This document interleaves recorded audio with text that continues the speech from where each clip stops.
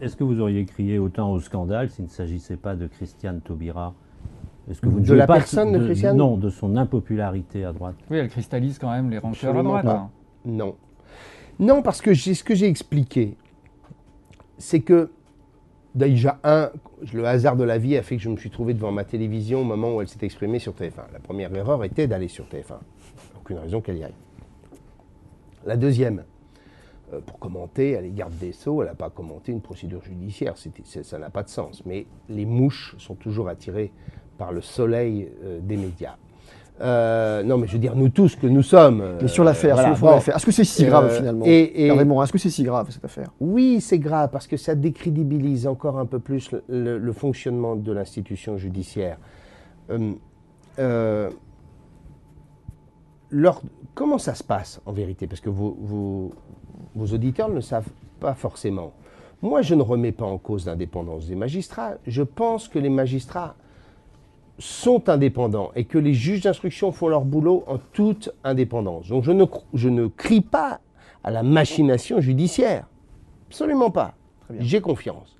Mais en même temps, la procédure est ainsi, quand un juge d'instruction, dans le cadre d'une enquête, pour que les gens comprennent, d'une information judiciaire, découvre un fait nouveau qui est susceptible d'être une nouvelle infraction, un nouveau délit, qui n'est pas dans le cadre de leur saisine, pour que les choses soient claires, le juge est obligé de demander au parquet, par ce qu'on appelle une ordonnance de soit communiquée, de pouvoir ouvrir une nouvelle information judiciaire ou une nouvelle procédure judiciaire.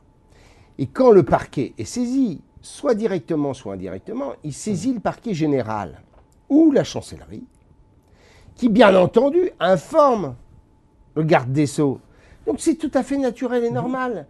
Et d'ailleurs, elle avait les médias ne se sont pas privés de rappeler qu'il y avait une instruction demandant à ce que les choses soient faites. Donc elle avait simplement à dire oui, j'ai été informé comme je suis informé de toutes les histoires. Sur le fond, on a quand même l'impression qu'on ne peut plus enquêter sur Nicolas Sarkozy sans immédiatement être taxé d'acharnement politique et que s'allument des contre-feux où on essaye de faire porter l'attention de l'opinion sur un autre aspect du dossier et que la justice ne peut pas, au fond, enquêter sereinement sur l'ancien président.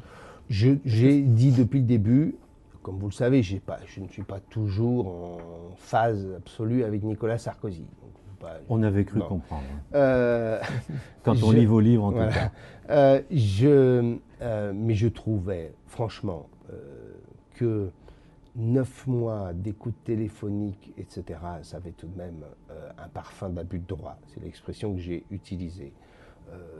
Je trouvais que mettre sur écoute un avocat...